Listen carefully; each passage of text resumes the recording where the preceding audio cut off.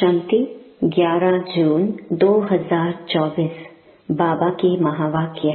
मीठे बच्चे, अब तुम्हें संपूर्ण बनना है, क्योंकि वापस घर जाना है और फिर पावन दुनिया में आना है। प्रश्न, संपूर्ण पावन बनने की युक्ति कौन सी है? उत्तर, संपूर्ण पावन बनना है तो पूरा बैगर बनो, देह सहित सब संबंधों को भूलो और मुझे याद करो, तब पावन बनेंगे। अब तुम इन आँखों से जो कुछ देखते हो यह सब विनाश होना है, इसलिए धन संपत्ति वैभव आदि सब भूल बैगर बनो। ऐसे बैगर ही प्रिंस बनते हैं। ओम शांति। मीठे मीठे रूहानी बच्चों प्रति रूहानी बाप समझा रहे हैं। बच्चे, यह तो अच्छी रीति समझते हैं कि शुरू में आत्माएं सब पवित्र रहती हैं। हम ही पावन थे, पतित और पावन, यह आत्मा के लिए ही कहा जाता है। आत्मा पावन है तो सुख है। बुद्धि में आता है कि हम पावन बनेंगे तो पावन दुनिया के मालिक बनेंगे। इसके लिए ही पुरुषार्थ करते हैं। 5000 वर्ष पहले पावन दुनिया थी, उसमें आधा कल्प तुम पावन थे, बाकी रहा आधा कल्प। यह बातें और कोई समझ नहीं सकते। तुम जानते हो पतित और पावन, सुख और दुख, दिन और रात आधा आधा है। जो अच्छे समझदार हैं, जिन्होंने बहुत भक्ति की है, वही अच्छी रीति समझेंगे। बाप कहते हैं, मीठे बच्चों, तुम पावन थे।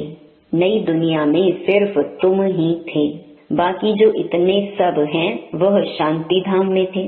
पहले पहले हम पावन थे और बहुत थोड़े थे, फिर नंबरवार मनुष्य सृष्टि वृद्धि को पाती है। अब तुम मीठे बच्चों को कौन समझा रहे हैं? बाप। आत्माओं को परमात्मा बाप समझाते हैं। इसको कहा जाता है संगम, इसको ही कुंभ कहा जाता है।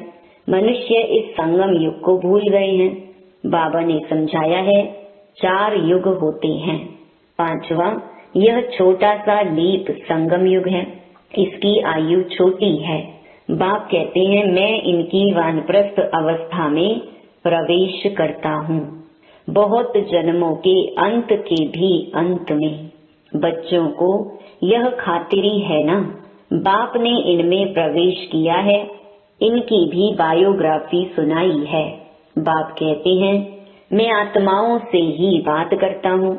आत्मा और शरीर दोनों का इकट्ठा पार्ट होता है। इनको कहा जाता है जीव आत्मा, पवित्र जीव आत्मा, अपवित्र जीव आत्मा। तुम बच्चों की बुद्धि में है कि सतयुग में बहुत थोड़े देवी देवता होते हैं, फिर अपने लिए भी कहेंगे हम जीवात्मा जो सतयुग में पावन थी, वह फिर 84 जन्मों के बाद पतित बनी है। पतित से पावन, पावन से पतित, यह चक्कर फिरता ही रहता है। याद भी उस पतित पावन बाप को करते हैं। तो हर 5000 वर्ष बाद बाबा एक ही बार आते हैं, आकर स्वर्ग की स्थापना करते हैं। भगवान एक है, जरूर वही पुरानी दुनिया को नया बनाएंगे। फिर नए को पुराना कौन बनाता है? रावण, क्योंकि रावण ही देह अभिमानी बनाते हैं। दुश्मन को जलाया जाता है, मित्र को नहीं जलाया जाता है। सर्व का मित्र एक ही बाप है, जो सर्व की सद्गति करते हैं। उनको सब याद करते हैं, क्योंकि वह है ही सबको सुख देने वाला। तो जरूर दुख देने वाला भी कोई होगा, वह है 5 विकारों रूपी रावण। आधा कल्प राम राज्य, आधा कल्प रावण राज्य। स्वास्तिका निकालते हैं ना, इसका भी अर्थ बाप समझाते हैं। इसमें पूरा चौथा होता है, जरा भी कम जास्ती नहीं। यह ड्रामा बड़ा एक्यूरेट है। कोई समझते हैं हम इस ड्रामा से निकल जाएं, बहुत दुखी हैं। इससे तो आकर ज्योति ज्योत समाएं व ब्रह्म में लीन हो जाएं, लेकिन कोई भी जा नहीं सकता। क्या क्या ख्यालात करते हैं। भक्ति मार्ग में प्रयत्न भी भिन्न भिन्न करते हैं। सन्यासी शरीर छोड़ेंगे तो ऐसे कभी नहीं कहेंगे कि स्वर्ग व वैकुंठ पधारा। प्रवृत्ति मार्ग वाले कहेंगे फलाना स्वर्ग पधारा। आत्माओं को स्वर्ग याद है ना? तुमको तो सबसे ज्यादा याद है। तुमको दोनों की हिस्ट्री ज्योग्राफी का पता है और कोई को पता नहीं। तुमको भी पता नहीं था। बाप बैठ बच्चों को सब राज समझाते हैं। यह मनुष्य सृष्टि रूपी वृक्ष है। वृक्ष का जरूर बीज भी होना चाहिए। बाप ही समझाते हैं। पावन दुनिया कैसे पतित बनती है, फिर मैं पावन बनाता हूँ। पावन दुनिया को कहा जाता है स्वर्ग। स्वर्ग पास्ट हो गया, फिर जरूर रिपीट होना है। इसलिए कहा जाता है वर्ल्ड की हिस्ट्री रिपीट होती है, अर्थात वर्ल्ड ही पुरानी से नई, नई से पुरानी होती है। रिपीट माना ही ड्रामा है। ड्रामा अक्षर बहुत अच्छा है, शोभता है। चक्र हू बहू फिरता ही रहता है। नाटक को हू बहू नहीं कहा जाता। कोई बीमार हो पड़ते हैं तो छुट्टी ले लेते हैं। तो तुम बच्चों की बुद्धि में हैं, हम पूज्य देवता थे, फिर पुजारी बने। बाप आकर पतित से पावन बनने की युक्ति बताते हैं, जो कि 5000 वर्ष पहले बताई थी। सिर्फ कहते हैं बच्चों मुझे याद करो। बाप पहले पहले तुमको आत्म अभिमानी बनाते हैं। पहले पहले यह सबक पाठ देते हैं, बच्चे अपने को आत्मा समझो, बाप को याद करो। इतना तुमको याद कराता हूँ, तुम फिर भी भूल जाते हो। भूलते ही रहेंगे जब तक ड्रामा का अंत आए। अंत में जब विनाश का समय होगा, तब पढ़ाई पूरी होगी, फिर तुम शरीर छोड़ देंगे। जैसे सर्प भी एक पुरानी खाल छोड़ देते हैं ना, तो बाप भी समझाते हैं तुम जब बैठते हो अथवा चलते फिरते हो, देही अभिमानी होकर रहो।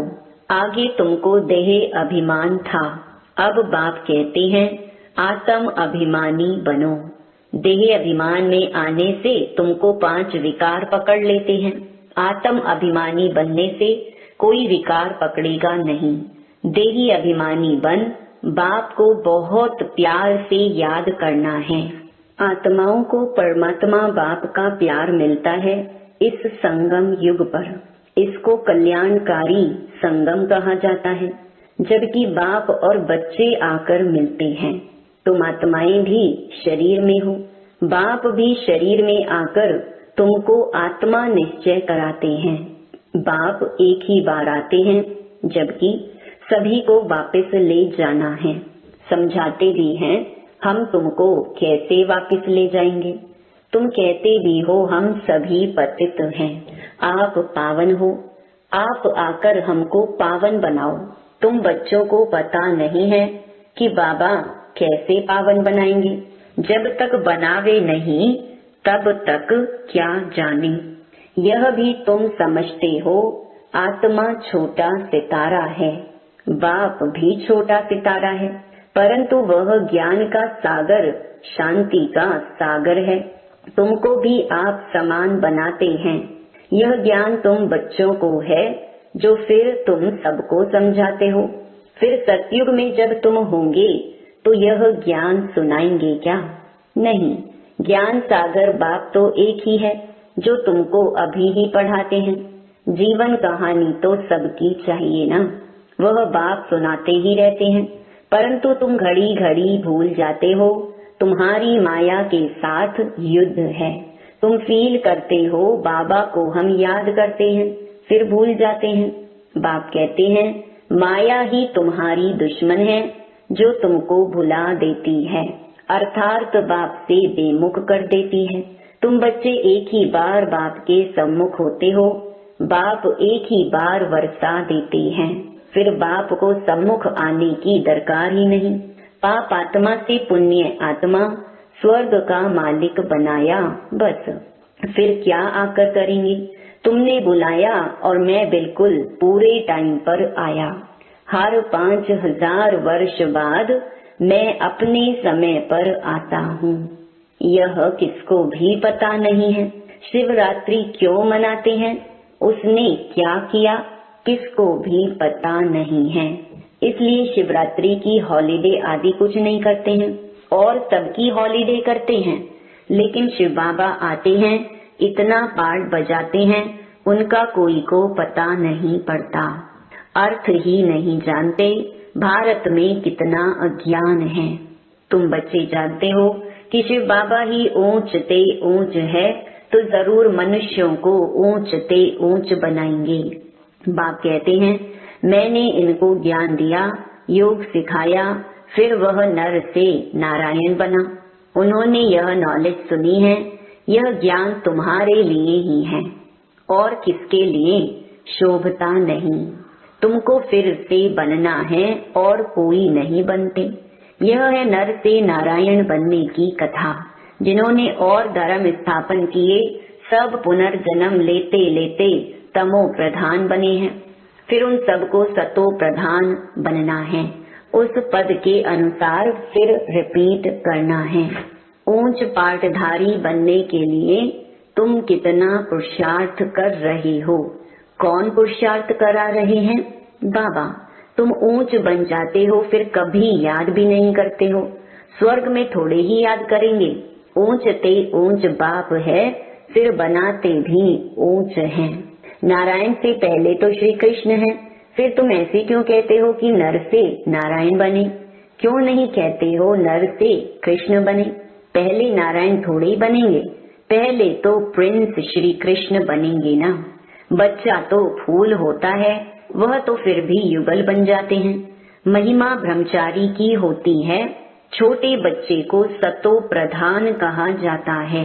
तुम बच्चों को ख्याल में आना चाहिए, हम पहले पहले जरूर प्रिंस बनेंगे। गाया भी जाता है, बेगर टू प्रिंस। बेगर किसको कहा जाता है? आत्मा को ही शरीर के साथ बेगर व साहूकार कहते हैं। इस समय तुम जानते हो सभी बेगर्स बन जाते हैं, सब खत्म हो जाते हैं। तुमको इस समय ही बेगर बनना है, शरीर सहित। पाई पैसे जो कुछ हैं खत्म हो जाएंगे। आत्मा को बेगर बनना है, सब कुछ छोड़ना है, फिर प्रिंस बनना है। तुम जानते हो धन दौलत आदि सब छोड़कर बेगर बन हम घर जाएंगे। फिर नई दुनिया में प्रिंस बनकर आएंगे। जो कुछ भी है सब कुछ छोड़ना है। यह पुरानी चीज कोई काम की नहीं है। आत्मा पवित्र हो जाएगी, फिर यहाँ आएगी पाठ बजाने। कल्प पहले मिसल।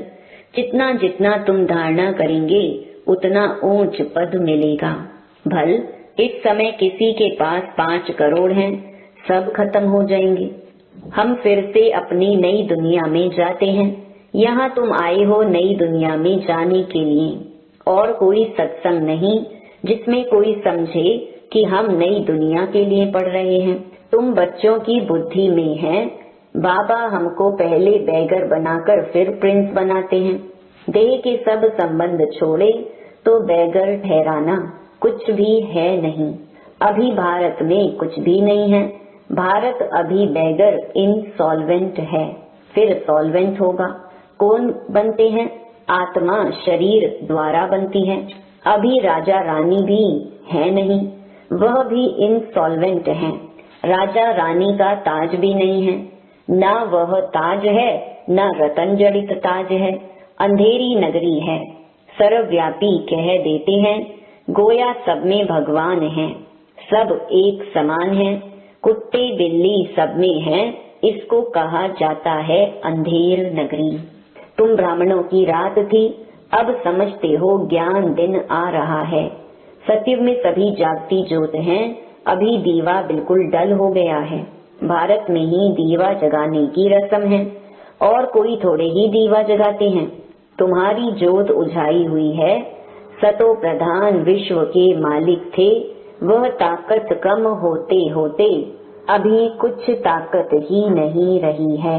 फिर बाप आई है तुमको ताकत देने, बैटरी भरती है।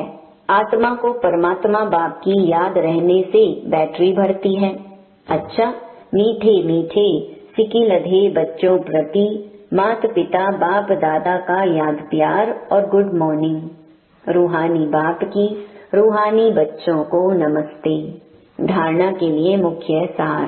पहला, अब नाटक पूरा हो रहा है, हमें वापस जाना है। इसलिए आत्मा को बाप की याद से सतो प्रधान पावन जरूर बनाना है। बाप समान ज्ञान का सागर, शांति का सागर अभी ही बनना है।